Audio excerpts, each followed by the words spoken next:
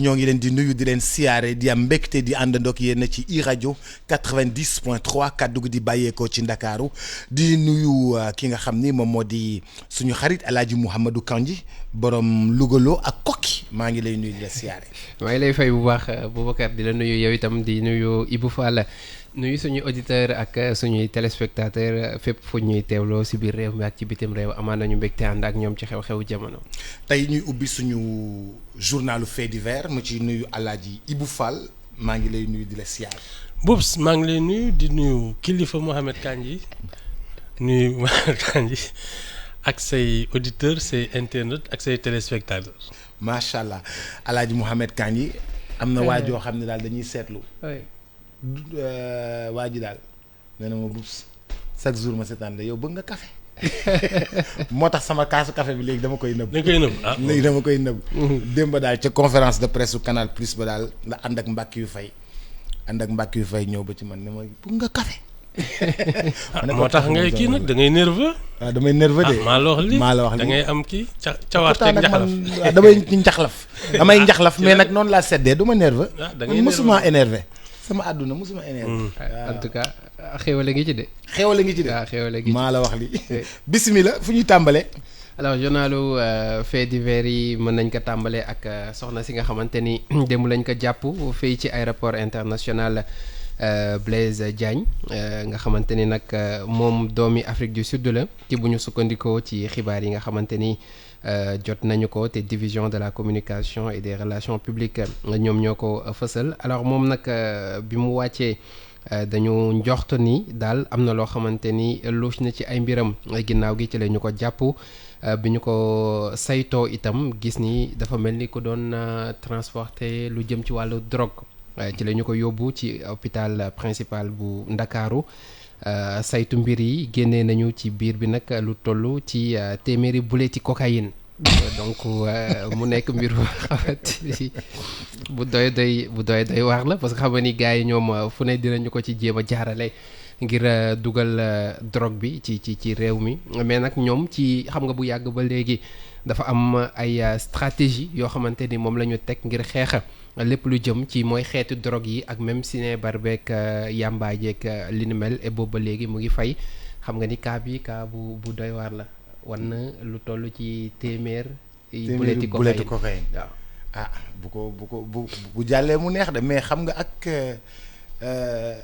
nu mu tuddati loolu noonu ultra kii la xaw ma lan loolu dañuy gis li nekk ci scanner yooyu dañuy gis li nekk ci biiru nit ñi léegi loolu lu ne sa biir dañ ko gis butit yeeg yëpp dañ koy gis da ngay seet loolu rek yëpp dañ koy gis léegi nga bëgg loolu war naa xew yi de war na buletu xanaa nga bañ a jaar ci yooyu wala alaaji bu fa Boubs leen de mën naa la ko wax fan yi rek laa doon seetaan kii les cartels la ay les cartels de Cali ay cartels de Medellín ak yooyu seen ay économie Boubs jënd na continent lëm et ça tant qu'on n'aura pas réglé cette affaire du ñu jóg ci lii parce que xaalis bu ñuy c'est-à-dire que ñoom lii ñuy perte nii lànc la ci ñoom par rapport ak économie bi ñuy kii le cartel de Cali a fait élire un président de la République financer campagne am parce que kooku moo leen naroon xaw a protéger foog naa campagne bi ci ñoom $6 millions ñoom ils sont je pense qu'ils étaient à des chiffres d'affaires de $100 milliards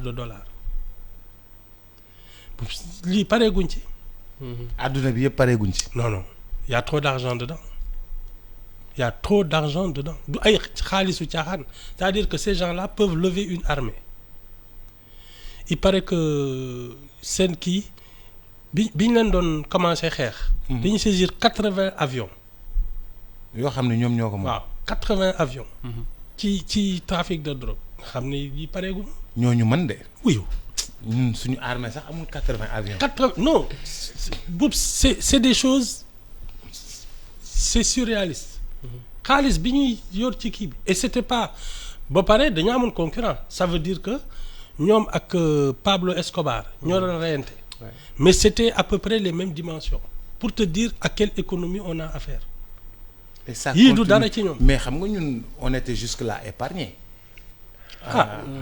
non Ouais. jamais. non mais amuñu cartel yu toll noonu laa bëgg a wax. ah non non non ay nit ñu am xaalis yu toll noonu jaaree ko ci drogue. ñoom il le faut sérieusement. ñun bayu ñun duñu def dara sérieusement. non ñun ay amateurs lañ. ñun ay jaay. waaw ay jaay gramme rek la ñuy def. yow ñun lépp la ñuy def amateur lañ ci di. gisoo football bi ñëpp def nañ ko métier ba mu des ñun. ay gramme gars yi fii ay gramme la ñuy jaay. non non waaw mais gramme yooyu de xam nga dafa am ñoo xamante ni boo demee ci am na dëkk yoo xamante ni ci lañ ñu ko gën a nemmee quoi. ñoom ñoo ciy gën a yëngatu comme ni ko Ibou Fall di waxee ñoom véritable business lañ ko defee. il le faut tey xamu ba xam boo seetaanee Narcos. nga xool voilà nga gis nu ñu doon doxalee l'histoire de Pablo Escobar ak ñeneen ñu mel ni moom si ngay comprendre que ni enjeu yi feneen la nekk alors ñun lu tax ñuy alarmé wu ci yii nii bu xewee mooy suñu dëkk déjà tollul comme ñoom seen dëkk yooyu noonu business bi nu muy doxee foofu noonu mënu ko doxee fii mais présence su yenn drogue yi et de plus en plus ñuy gis ni mu ngi gën di bëri loolu moom mooy interpeller nit ñi parce que tey bu cocaïne duggee protoxyde d'azote nekk fii di beneen xeetu mbir yi nga xamante ne ñu ngi koy utiliser changé nañ de. ñun loolu ñu jël noonu nu mu tudd. lan bi fii lu ñuy naaw loolu nu mu tudd volet. waaw volet. non hectare yàgg na. volet moom ay tàngal booy jël rek. tàngal booy jël rek dem ay tàngal. am na beneen sax boo xamante ni moom la ñu mujjee wax fan yi nii tamit def ravage su ma jubal ñu ngi ko tuddee. la drogue du zombie. la drogue du zombie voilà boobu nga xamante ni moom c'est autre chose donc tey nan la ñu mën a def ba xëy na xeetu drogue yooyu noonu du yegg si fii foofu la combat bi yëpp nekk mais bu xasee ba dugg ba pare également parce que gis nañ ni mu ngi def ay ravage non mais ñoom xam nga suñu société yi bokkul. ñoom foofu ñi est-ce que mbedd mi ëppul ñu dëkk ci est-ce que mbedd mi ëppul nit kër yi États-Unis dafa mel ni mbedd mi. moo ñi dëkk ci mbedd mi moo ëpp ñi dëkk ci kër yi de. parce que man moom la ma gis Las Vegas.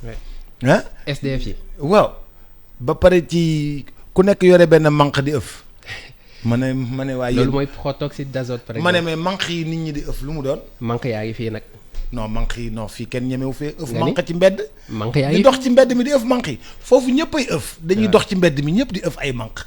ma ne waaye yéen manque yi ñii di ëf nii manque lu mu doon ni ñu ne ma lii nii ay ki si xeetu ma ne yéen seen dëkk bi ba pare ñi dëkk ci mbedd mi dañoo bari. ba pare nit ñi dañuy dox guddi comme fajar comme bëccëg.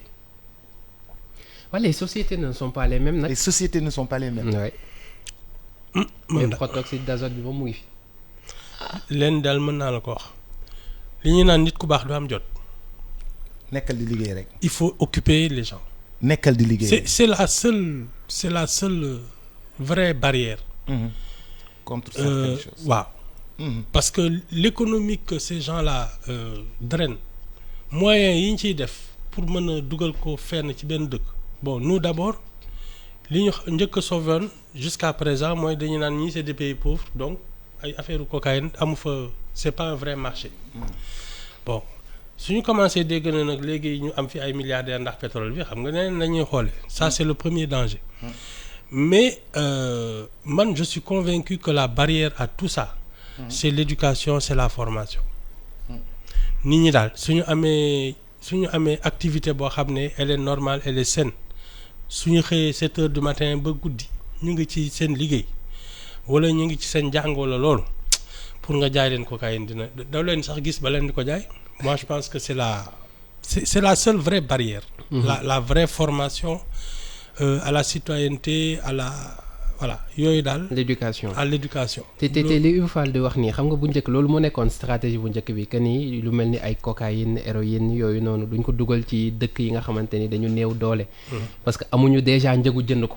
loolu moo njëkkoon parce que fii boo xoolee peut-être ñi ko fii mën a jënd bariwuñ loolu ñu ci bëri xamuñu ko sax. ci xëy na yàmbaajeeg yooyu noonu la ñuy topp bas de gamme bi mais. dem na ba benn moment ñoom ñi nga xamante ni ñoom ñoo di narcotrafiquants yu mag yi dañ ni non attendez stratégie bi ça ne marche pas parce que bu ñu gisee ni dëkk yu ci bëri wuñ doole donc ñun duñ fa dugal cocaïne bi ça veut dire que ni ñun li ñu bëgg a jaay duñu ko jaay donc quelle a été la stratégie mooy tey même si bu dee dañ koy dugal à perte nañ ko dugal tàmmal leen ko parce que boo ko tàmmee doo ko bàyyi accoutumance waaw. maintenant bu ñu ko xasee ba tàmm lu mu jar.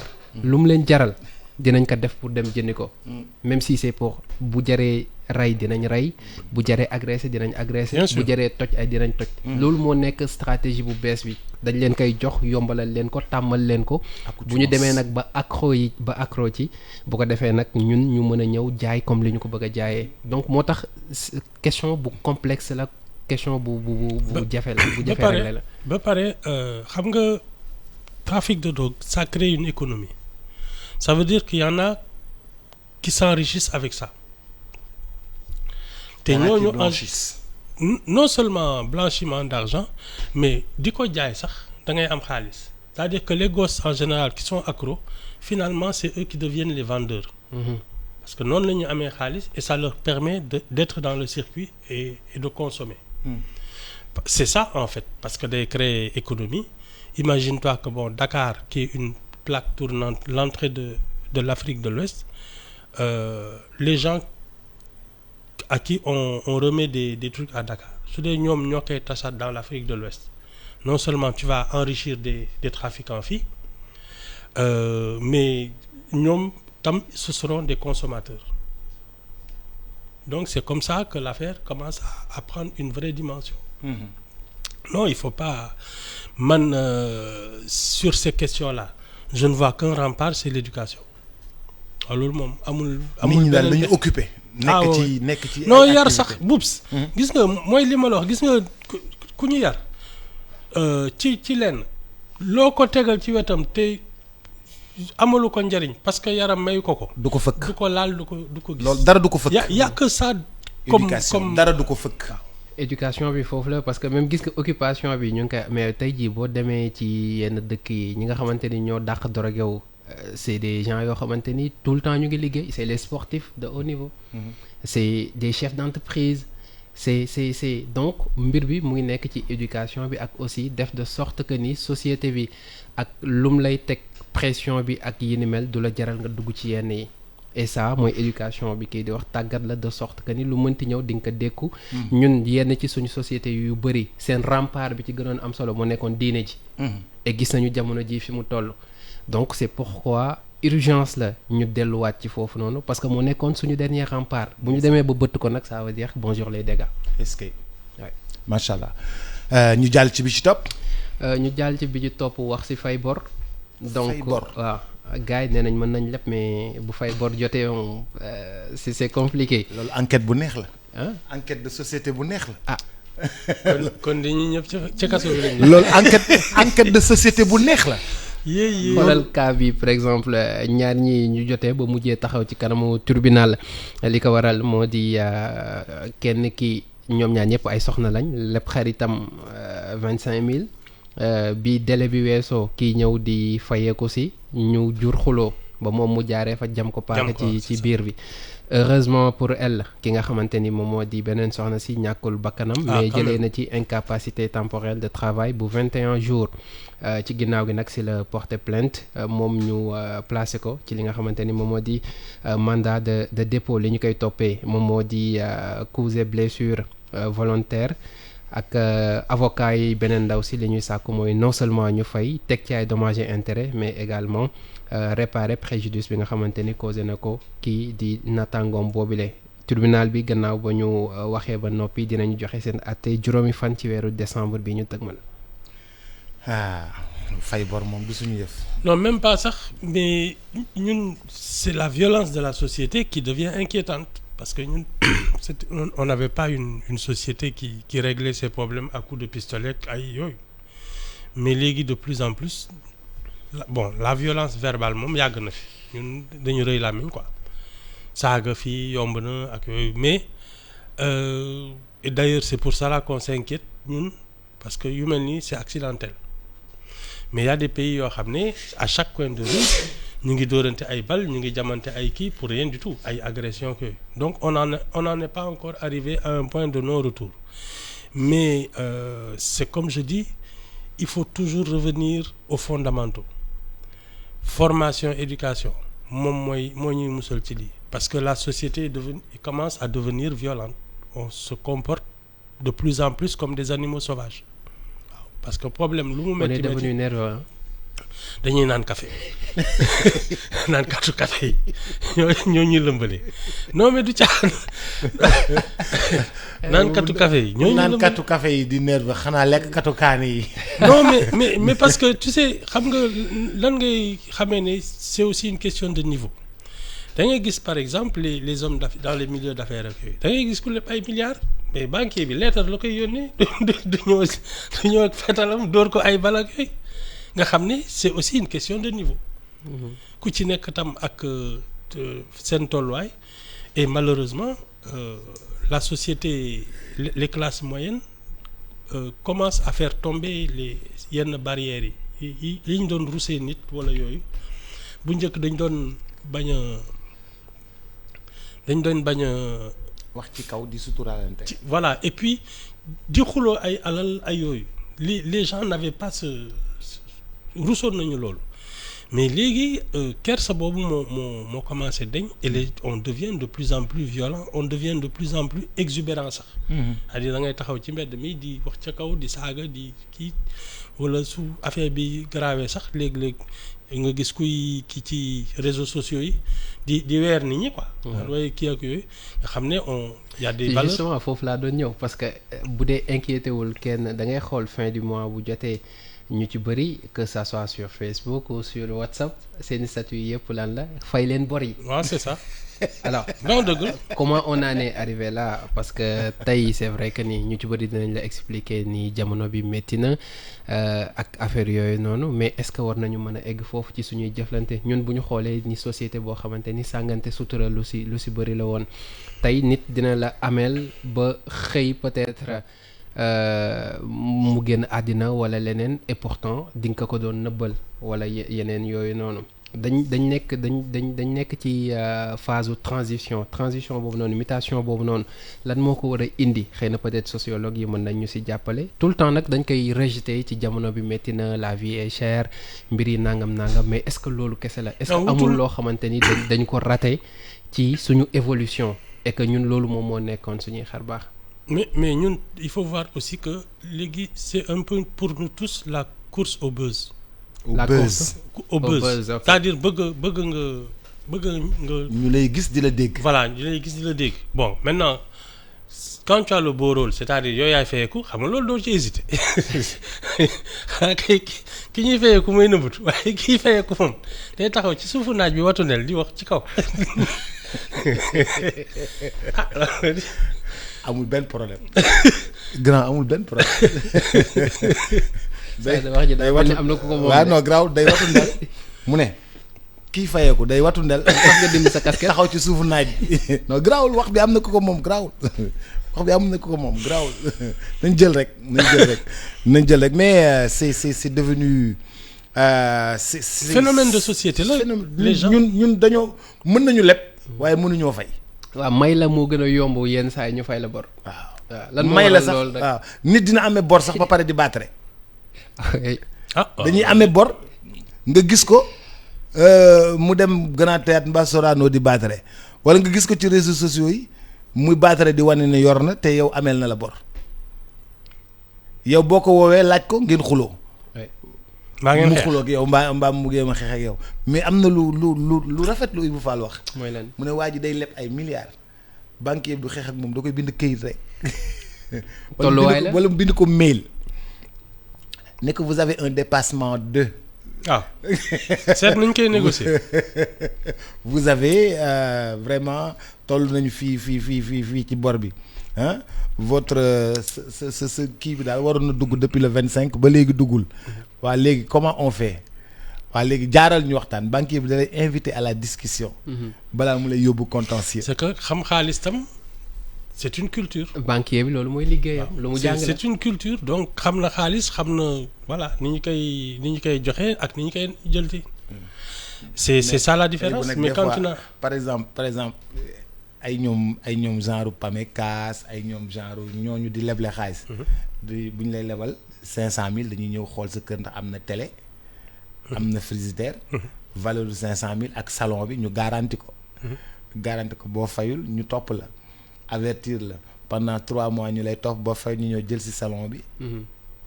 ak jël si salon bi jël si télé bi ak frigidaire bi dem jaay ko génne ci seen xaalis tu vois un peu genre. mais xam nga ñooñu loolu mooy seen liggéey mais comme ñu ñuy jëflantee ci suñu société tey dañuy bokk quartier bi man ak yow ñu seq dara te xam nga ni ñun si suñuy jëflante souvent Dakar dox daje la c'est vrai mais tey boo demee ci dëkk yeeg dëkkaat yi ñi nga xamante ni ñoom ñoo jegewoo ca seeni maam ba léegi ñoom ñooy ànd tey damay am soxla ñëw diis ko Boubacar jox ma li ma soxla mañ la tel date boo ñëwee ma fay la tel date boobu ma ñëw même bu ma ko amee yenn saa yi fay gi day doon problème ci man.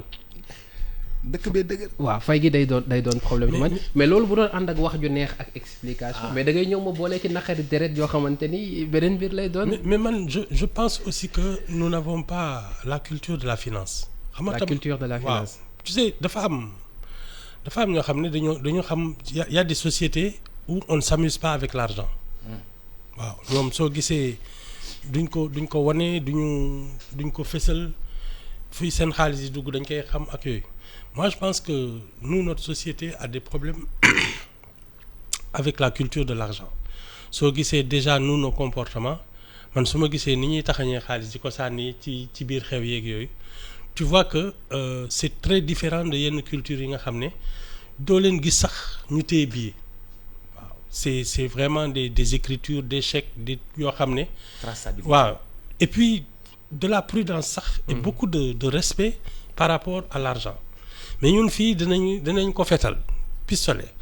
danañ ko sànni ci suuf danañ ko sang nit danañ fi def loo xam ne ci xaalis. dinañ ko tapp ci ay waaw di ko tapp di def yoo xam ne man dama seetaan waa ji noonu waaye Samba Abidjan. bi muy il dafa doon ngénte benn jarbaatam au Concorde Lafayette bi muy dugg si ay nappo xam nga nappo mooy billet 500 francs français yi à l'époque traînée de nappo la dugg see c'est-à-dire xaalis bi daf ko doon topp di naaw nii di dem yépp ci suuf nous on ose faire ça avec l'argent alors qu'il y a des sociétés soo ko defee dañ lay ragal sax dañuy tiit parce que l'argent est sacré. J'ai vécu ça benn soirée bu ma doon def ay tubaab yu bari ñëw ci soirée bi waa ji di way ñu koy may xaalis tubaab bi dafa taf gémmiñam dafa tiit après mu ne ma kaay yow miy présenté mu ne ma ñii li ñuy def ni ak xaalis bi nag police du ñëw ma ne ko mais police fu mu jëm mu ne ma non dafa tiit pour moom police dafay ñëw parce que on a trop d'argent on est en train de manipuler trop d'argent balaa police di ñëw ndax police du ñëw fii. Mais bien sûr non ñun je sais pas ce qui a désacralisé l'argent parce que quand même ça permet d'entretenir nos familles de nous soigner ak yooyu d'éduquer nos enfants de nous nourrir d'habiter quelque part ak yooyu donc on doit s'amuser avec tout sauf avec de l'argent mais ñun c'est un instrument de loisir chez nous plus qu'autre chose parce que dañ koy foyee nii comme jouer quoi et c'est peut-être ça que c'est à partir de là que nos problèmes commencent. dafa am ñoo xam ne kenn jàngale ñu jëfandikoo ko. On n'a pas cette culture. est-ce que nekkul exhibitionnisme bi nga xamante ni moom moo nekk si ñun moom mooy waral loolu. Oui. Souvent bëgg nañ di wane suñu force de frappe financière. Souvent bëgg nañ wane fi ñu mais toll. Mohamed en général les gens qui ont de l'argent. Oui. duñ ko wane. En général oui. oui oula ñi am xaalis dëgg duñ ko wane. C'est pas des gens qui bon léegi nag li ñuy wooyee wane am xaalis c'est relatif. mës naa fi dégg benn milliardaire sénégalais à l'époque il passait pour l'un des plus riches au Sénégal il voulait lancer une affaire au Sénégal dem waxtaan ak benn prince saoudien ne ko investissement bi 10 milliards prince bi ne ko man loolu moom lay asaka duma associé ci montant yi toll noonu 10 milliards. waaw moom mooy asakaam kay moom c'était un financement important te pourtant kooku su toogoon fii gars yi dañ koy rang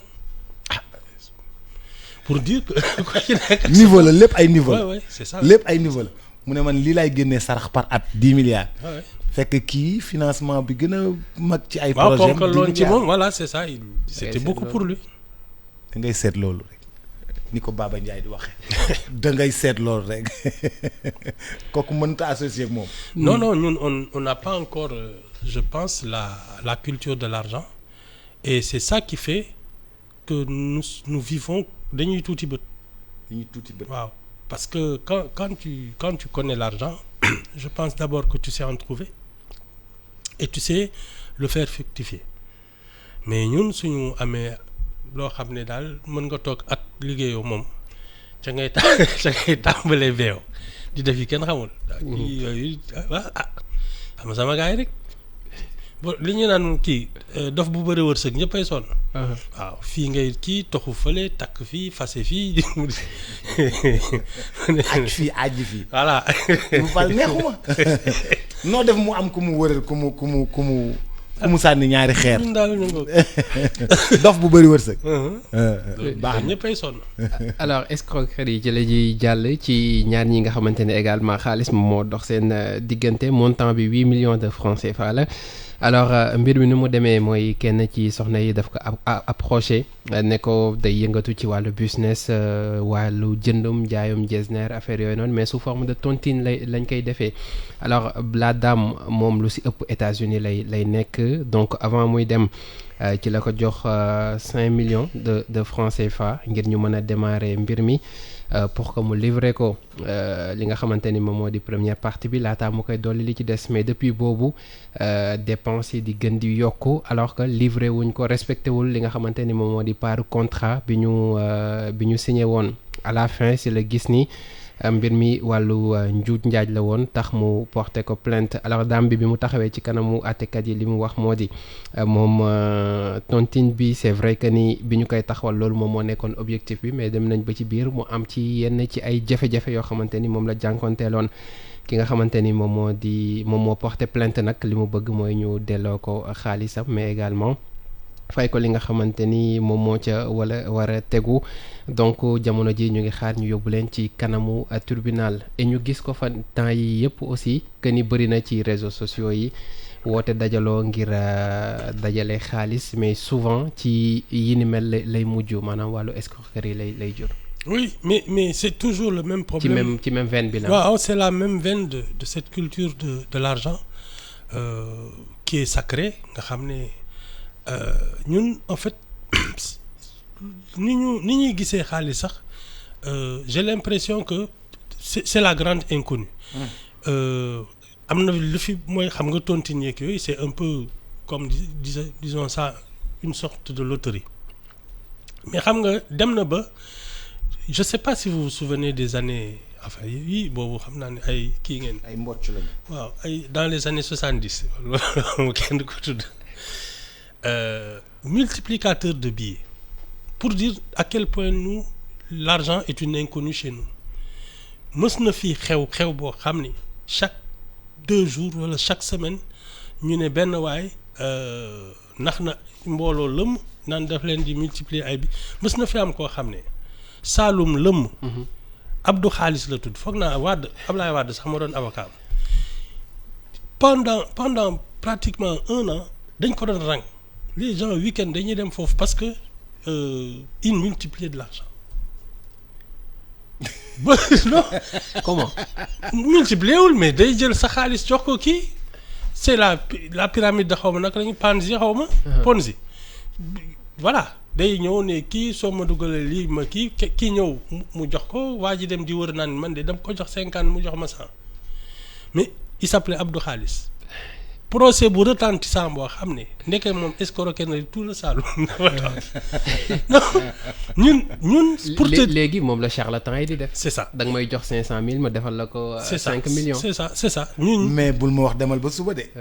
da nga koy def léegi ma jël ko mais pour te dire à quel point ñun nous n'avons pas la vraie culture de l'argent. Du travail ak yooyu ñun c'est dañ ko liggéey dañ koy lijjanti bi moo ñu xaw ma sonal wala ndax ñun avant l'arrivée des colons comment on s'arrangeait voilà comment on commerçait mais dafa mel ni justement c'est pas enraciné chez nous vraiment l'argent bañ nañ ko ba suñu CFA sax fii dañ koy imprimer bañ nañ ko suñ ko déggee nekkar yi ñu commencé di ko tirer ci sous-sol yi.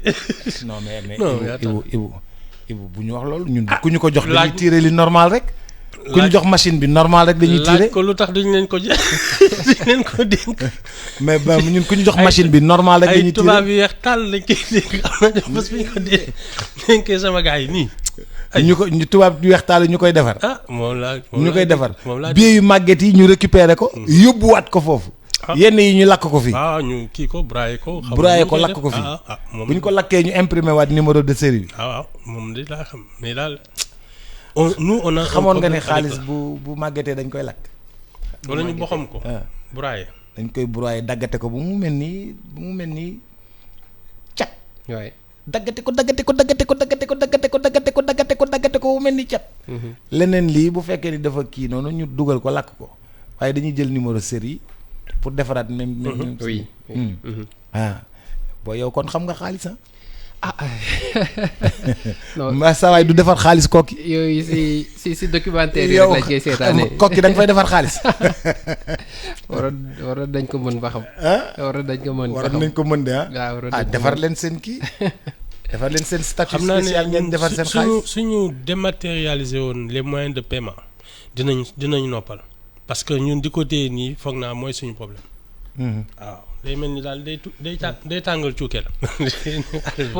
day tàng ci suñu loxo am na ñoo xamante ni dama fàtte livre bi mais mu ngi koy expliquer que ne xaalis maanaam jël billet wala pièce jëflante affaire yooyu noonu lu bees la si ñun. parce que boo xoolee ñun ñi nga xamante ni mooy génération yi ñu jiitu suñu maam yeeg yooyu noonu ñoom souvent ci jëflante li ñuy wax troc. ci lañ doon gën a nekk. doon ñu woon jëflante koppar voilà. troc lañ doon gën di def tey damay soxla. par exemple café bi Boubacar yor ma yor sama soleil bi dikk jox la soleil bi nga jox ma café gi. wala kaddu troc voilà wala kaddu li ce qu'on appelle le contrat moral. kaddu sa parole. loolu moom moo nekkoon ñun suñuy xar baax. maintenant dem nañ mooy li ma la wax am na ci yu bëri yoo xamante ni dañ ko perdre ci évolution bi nga xamante ni ñu ngi koy def bon loolu nag ak évolution ñoom ñoo ànd àdduna buy évoluer souvent am na ci yu bëri yoo xamante ni du mën a ànd ak moom mais est-ce que c'est une raison pour ñu bàyyi li nga xamante ni jàpp nañ ni. moom moo nekkoon suñuy xar baax tey bu ñu demee ba la parole donnée pose problème au Sénégal tey bu ñu demee ba suñuy jëflante kenn wóoluwul kenn koo gis yaakaar nga ni daf lay nax ku la wax nga yaakaar ne lim la wax du dëgg c'est parce que vraiment am nañu problème bu sérieux et que rectifier ko dina jafe. ñun je pense que plus généralement on a un problème avec la rigueur on a un problème avec l'exactitude. xaw ma ndax c'est dû à la culture orale parce que l'écrit moom xam nga loo bind moom du de waaw d'ici 1000 ans soo ñëwee suñ la nee minuit 5 le départ soo ñëwee gis ko bind bi xam ne minuit 5 le départ. mais ñun fii dañuy naan tàkkusaan la wala timis wala donc tey quand on te donne rendez-vous après tisbaar moom xam nga loolu du heure. après tisbaar on a des problèmes avec 15 heures, voilà c'est ça 45. ça dépend des saisons ak yooyu ça dépend des périodes. mais loolu aussi c'est culturel hein parce que xam nga ñun. oui mais si y a un problème maintenant d'exactitude. Voilà. parce que les sciences les affaires ak yooyu. même le journalisme l'information c'est l'exactitude. Et nous si on a un problème avec l'exactitude parce que c'est pas notre culture. moom laay wax ni c'est culturel parce que xam nga tey bu njëkk ba mais même yàggul ba léegi am na ñoo xamante ne ñu ngi koy def pour natt heure bi si position jant bi la ñuy taxaw bu ker gi tollee fii ñu ne la léegi tisbaar jot. bu naaj bi amee nu mel ñu xool takk ndeeru nit bi ne la léegi lii nii xew donc tey problème boobu noonu moom la ñu am moo tax un jour ñun def nañ benn reportage benn dossier la woon si même montre yi ñuy takk. parce que xam nga ça c'est important je sais pas ba xam seetaan nga in time out bu lay expliquer nan la temps amee solo ci dundu doomu aadama bi. Justin Timberlake moom moo nekkoon acteur principal bi et loolu dañ ko inspiré woo ci la vie de tous les jours li anglais yi naan time is money ñu ne non temps sax mooy la vie moom mooy dund ci boppam parce que vie bu ne ci benn temps bien déterminé lay amee donc ça également c'est culturel maintenant est-ce que loolu day bokk ci changement bi nga xamante ni société bi am na ko ci monde boo xamante ni évoluer na mënuñu ñàkk a bañ a évoluer ak moom foofu noonu la mbir yi di nekk. il faut man ci ni ma ko xalaatee il y a une obligation de se conformer à la culture de l'universel léegi nag est-ce que les sociétés modernes parce que man ni ma ko gisee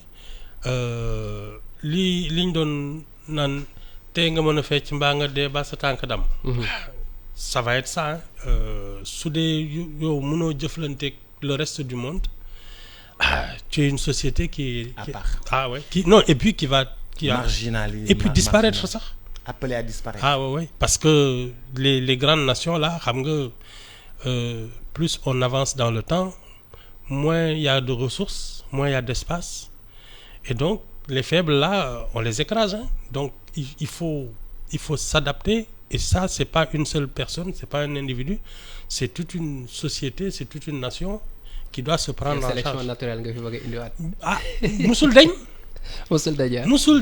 musul deñ mais regarde comment ça s'est passé avec la colonisation les Indiens d'Amérique ak yooyu am na ci ay kii yoo xam ne dañuy rafetal nii rek mais non du deñ les gens ils viennent pour l'instant dañuy jënd par exemple comme ñun li ñu dal les étrangers viennent achètent à tour de bras jusqu'au jour où on se rendra compte qu'on a vendu tout notre pays. Ce sont ces choses-là qu'une nation doit prendre en considération pour se protéger suñ ko deful nag gars yi dinañ jënd réew mi ba mu sot dañu dugal ci gaal yi ne dem leen. moo watulee ci dara mu ngi noonu on termine ak leneen loo xamante ne également c'est une question de tous les jours muy chantage yi nga xamante ne ñu ngi koy nemmeeku ak diffusion wala collecte ay images yoo xamante ni jekkul lool am nañ ci ñaari cas. Kenn ki moom image wujjam moom la jël parce que téléphone jëkkëram la jël fekk ci image yu nga xamante ni ñaareeram yónnee na ko moom aawa bi jël image yooyu noonu tas ko ci réseaux sociaux yi. ñaareel bi image yu lan la yónnee. Mais Boubacar damay laajte rek. balaa ñuy tas image yi ci réseaux sociaux yi ma xam image. ay sañse yu fort la ko yónnee. bu ma dee obscène kay xam nga du ay sañse yu fort. maanaam daal dafa summeeku daal. waaw maanaam daal dafa ñaareel bi moo summeeku yónnee ko jëkkëram. voilà donc aawa bi bàyyi ba jëkkër ji di nelaw mu jël téléphone bi xool dal ci image yooyu noonu c'est des images ay photos ak ay vidéos. moom lim ci def mooy publier ko ci réseaux sociaux yi. ba ñëpp jot ci. boobu mooy cas bu njëkk bi ci des kii étudiante la. non njëkkeel bu njëkk bi. waaw parce que même sujet bi la. ok d'accord. même sujet bi la donc kii aussi moom étudiante la. kii def ko tas rek mais defu ci chantage defu ci dara. non defu ci waaw moom defu ci moom nuire la si gënoon jublu. daa bëggoon. ñu wax ne daal ñaareel bi daal dafa mœurs légère daal ay summeeku di yónnee jëkkër ji lay def. voilà mu ngi noonu alors kii moom bosam dañ ko ci boolee laaj xaalis moom c'est une étudiante. C'est ça. moom ki nga xamante ni moom moo ko doon yónnee yi ni mel fexe na ba am ay image am bu ñu sukkandikoo ci xale bu jigéen bi benn xaritam la ko doon yónnee xamul nag nan la def ba retrouver wu ci loxoy xale bu góor bi alors ci ginnaaw gi ci la topp di koy laaj xaalis ba moom xale bu jigéen bi obligé sàcc tantam bi nga xamante ni moom la ñu nekkaloon bu ñu xoolee ci xaalis bi bëri na lool ba jéggi dayoo ginnaaw gi également ci la mujjee sonn dem porter plainte mais ci ñoom ñaar ñëpp parce que xam nga ni moom aussi dafa sàcc délit la doon fa làq ba duggaale ci délit boobu noonu moom tamit alors ñoom ñaar ñëpp tribunal dina ñëw ci seeni mbir dootul yàgg dara.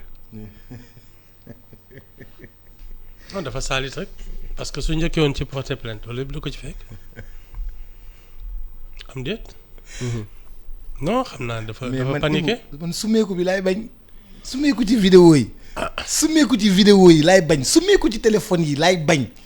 summeeku ci téléphone yi laay bañ. Boubs tu sais ñun on a ba léegi miinaguñu affaire aux réseaux sociaux miinaguñu affaire c'est la vie moderne là elle a tellement de pièges mais c'est aussi une culture. Tant que tu n'en as pas conscience da ngay foog ne da nga nekk dans une société comme il se passait avant les réseaux sociaux mais c'est un nouveau monde c'est une nouvelle planète vraiment on peut même parler de nouveaux continents disons ça comme ça mais avec des règles et des lois yoo xam ne su duggul sa bopp tu te crois toujours dans une société avant le numérique mais da ngay nax sa bopp te lii mooy indi lii. Et pour rectifier parce que dama maa ngi doon wax sànq naan tribunal mujj nañ leen àtte. alors bi ñu leen àttee ba noppi xam nga ndaw si moom liñ ne moom la jël ci compte Wave Orange Money ak kiiwu Tantam toll na ci 2,750,000. pour jox ko waay. pour waa ji bañ a génne. voilà moom 6 mois ferme la am ki nga xamante ni moom moo di waa ji nag moom maître chanteur bi moom 3 mois de prison lañ ko tëj parce que xam nga. mbir 3 mois dong lañ ko tëj. collecte parce que tey bu ñu xoolee escroquerie collecte données xam nga ñaari délit la yoo xamante ne bokkuñu. voilà donc loolu moom mooy. su ma doon juge bi dinaa ko laal lu mu bon benn 2 ans noonu lu mu bon benn 2 ans ndax bu génnee mu bàyyi vidéo xale yu jigéen yi muy jël. di leen sant am na ñoo xam ni loolu rek mooy seen liggéey. ñoom ñaar bokk àtte. mais Ibou sumeeku bi téléphone yi ngay teg téléphone bi sumeeku. di xool sa bopp di filmer sa bopp. di ko yónnee Ablaye Ndiaye. mais nag sumeeku bi Boubs xëy na dañuy filmer wu nii parce que xam nga ñun ñëpp on a ce narcissisme là. dañuy mais Boubs les gens chaque matin dañuy toog 30 minutes ci seen kanamu seetu di seet ndax picc am na xam nga nag day affaire boobu day toll ci bëgg a wane sa bopp tam man nii laa rafetee ak yooyu gisoo seetal toogal seet statut yi. ku nekk yaa ngi chaque jour nga gis koo xam ne ma ngay naan nii di pare dañuy am na benn muuñ bu ñuy. xeetu narcissisme la. c'est ça et puis tu as envie de te montrer su dee da nga jàpp ne yow da nga jekk da nga kii. nga koy wane di dem di dem. exactement ça te fait ça. am na beneen bu kii bouche de canard. waaw nga xam. da ngay mel ni kuy muucu noonu rek di ko dugal ci réseaux sociaux yi. non mooy bouche de canard.